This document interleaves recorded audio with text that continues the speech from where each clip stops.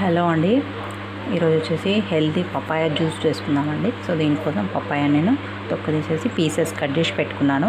And next వచ్చేసి ఇది కడ చక్కెర షుగర్ క్రిస్టల్స్. అండ్ నెక్స్ట్ వచ్చేసి దీనికోసం కాజు 2, బాదం 2, అండ్ నెక్స్ట్ పిస్తా 2, ఒక ఇలాచి అండ్ పాలు కొంచెం.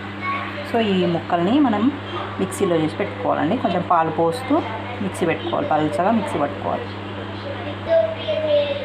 సో పాలు వేస్తూ మిక్సీ పట్టేసుకున్నామండి. ఒక గ్లాస్ వేసేసుకొని దాంట్లో పోసుకున్నాం.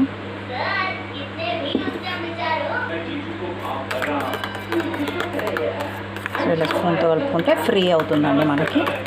సో ఇప్పుడు తీసుకున్నాం గ్లాస్లోకి.